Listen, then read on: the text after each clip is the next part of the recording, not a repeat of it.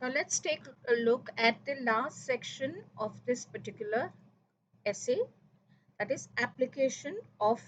the term to various kinds of researches and fields in social studies.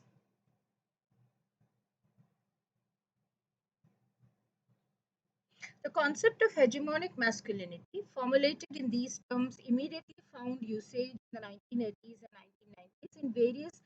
researches that were related to men and masculinity. And it was consolidated in various academic fields and was also supported by a lot of conferences and publications of textbooks and several journals, which led to the expanding research area around this particular topic. Now, it was used extensively in the educational studies to understand the dynamics of classroom life, including understanding how resistance and bullying among boys work in classrooms or outside schools. It was also used to explore the relationship of curriculum that is developed and the difficulties that were faced by teachers as well as academicians in creating a gender neutral pedagogy for transferring these curriculum in the classroom. It was also used to understand the teachers' strategies and teachers' identities among such groups as physical education instructors and all, and the relationship that was brought to the students. So, other than this, it also had its influence in criminology. So, a lot of researchers reflected that clearly men and boys perpetrated a certain kind of conventional crimes much more than women did,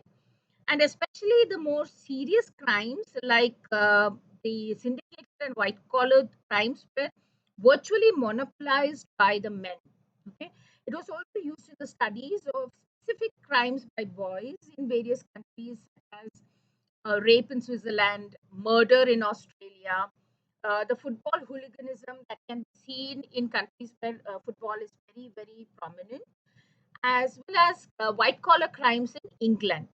So it was applied to a lot of specific kind of crimes also to understand what gender had to do with these kind of crimes. It was also employed in studying media, especially media representation of men, and in within that context, more of representation of men in sports as well as war imagery, because it helped to make sense of both the diversity and selectiveness of images that are displayed in mass media. Media researchers started mapping the relationship between representation of different masculinities in different cultures across the world. Commercial sports, especially, became a focus of media representation of masculinity, and the developing field of sports sociology focused on the significant use of the concept of hegemonic masculinity in understanding the popularity of body contact confrontational sports among men and even young boys, which also functioned as an endlessly renewed symbol of masculinity. The social determinants of men's health were also looked at in the field of health by a lot of sociologists and social studies researchers, especially the sex role concept used to diffuse it, and the concept of multiple masculinities and hegemonic masculinities that were increasingly used for understanding men's health practices, such as playing hurt and risk taking sexual behaviors among men, as well as understanding how it was also employed in within organizational spaces and workplaces also. Okay, because this is also another space in which men's health mattered. So it studied organizational spaces also. The concept of hegemonic and coordinated masculinities was used to understand not only men's exposure to risk, but also men's difficulty in responding to disabilities and injuries, even within workplaces, as well as how it contributes to create a certain kind of organizational hegemonic masculinity, because mostly it were men working in these spaces. As the gendered character of bureaucracies and workplaces were increasingly recognized as spaces for hegemonic masculinity. So ethnographic interview studies were used to trace the institutionalization of hegemonic masculinities in specific organizations and the role that this played in organizations' decision-making ability. Particular focus is given especially to fields of organization like military, where you can clearly see specific patterns of hegemonic masculinity, which are strongly entrenched in the in the organization. How problematic it is also be seen as a way of avoiding or helping men to overcome these kind of hegemony or the bullying and other forms of oppression men may face in these organizations, and how psychotherapy could actually contribute to the betterment of hegemonic masculinity or ability to handle hegemonic masculinity. Also look at professional practices which are concerned with men's psychotherapy, violence prevention programs, emotional education programs for boys, and how men responded again depending on the hegemonic masculinities that exist. So these are some of the wide areas in which hegemonic masculinity has been used as a concept to better understand the gender dynamics that goes into play in these fields. Now, other than this, certain fields like art, okay, and other places also has tried to understand how it works, even on academic disciplines like geography and law, gender fields of gender politics, feminism. All of these has used this particular concept to further understand better other gender issues also. Okay? So the framework of much developing research uh, is an effort on understanding men and masculinity and replacing the sex role theory and categorical models of patriarchy with more positive models that could actually change how hegemonic masculinities are also functioning in the society, because it leads to considerable cost to the victims in terms of emotional and physical damage to themselves as well as the one they are oppressing.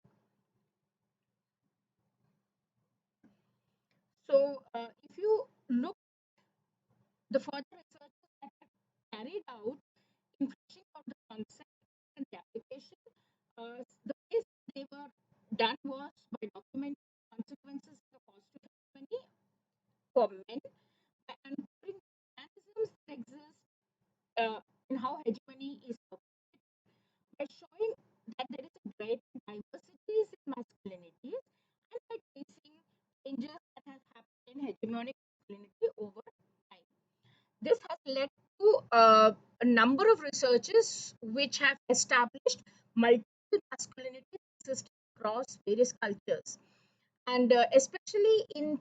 these concepts have been used, the multiple masculinity concept has been used in the researches related to criminology, and the aggressive patterns are linked to hegemonic masculinity, and it is shown that generally in the pursuit of hegemonic masculinity many of the crimes are conducted or done by men, like things like rape, things like sexual assault are generally also very strongly related to the concept of hegemonic masculinity. Either the men who are perpetrating are trying to establish their hegemonic masculinity, or they are ascribed to be like that, or they wish to reach the zenith of hegemonic masculinity, and as a way of showcasing that they have aggressive behavior pattern towards the other sex. Messner, in the enactment of hegemonic masculinity in professional sports research he conducted, showed how it also reproduces the same hierarchies. Steep cost for the victors, because the victor, the team which is winning, the men who are trying to establish themselves as stronger through these professional sports, do it at a very, very strong emotional and physical cost to themselves, because many times these contact sports actually leads to physical injuries from which one can never recover, the player can never recover, and many times it also has a lot of emotional cost that they have to pay. So it looks at the mechanisms of hegemony, especially in relation to even how media promote these kind of hegemonic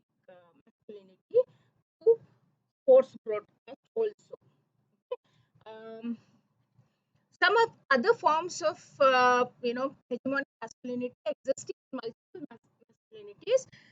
can be seen through how in visible form it can be seen through how censorship is used informally among men to ensure that men kind of conform to the expected hegemonic masculine roles. So informal name calling, and so calling some men as being in effeminate or calling them bailya in Hindi. These are some of the ways that you ensure that they if they especially feel shame, they try to fit into the conformed role for men. Mechanisms that operate invisibly also exist. So it and the researchers have looked at what are the invisible ways in which you ensure that men fit into the the hegemonic masculine concepts. And one of the ways is to remove the dominant form of masculinity from possibility of censor. So ensure that the most hegemonic or the most strongest masculine forms of that particular time in the society continues to stay very very strong, and that nobody can criticize it. It is kept above criticism for enable it to perpetuate itself in the society. Gutman especially shows the imagery of machismo, which existed in especially Mexico, and how it has developed historically and was interwoven, especially with the development of the Mexican nationalism that happened in the early 20th century, and how it has been masking enormous complexity that actually exists, and how it has badly affected the Mexican men psychology as well as their mental processes. The masculinities that have been researched on has clearly shown that they are sustained, and therefore there's hope that it could be developed in a much more positive way. Across the world, different researchers have carried out various projects around it. Some of them stated in the SAR how Morel carried out a gender transformation research in the Southern Africa, especially post apartheid movement, how there has been a shift in the understanding of masculinity and what is considered as the right kind of masculinity in Southern Africa. Ferguson carried out a study of the ancient concepts of masculinity in Ireland over a period of time. Dasgupta and Kaga looked at the Japanese models of masculinity and how it has been changing in the modern era, especially with technology coming in. Similarly, Musser also carried out a study in Germany. Morris and Evans have looked at changing concepts, though it's very slow, but there is definite change in concepts of masculinity in rural. So, a quick recap. We looked at how this particular term, hegemonic masculinity, has been applied for research in various fields, which includes educational research, criminological research, sports and media, health, organizational studies, and how all of these have used it in order to create a very strong and wide variety of areas in which the term has been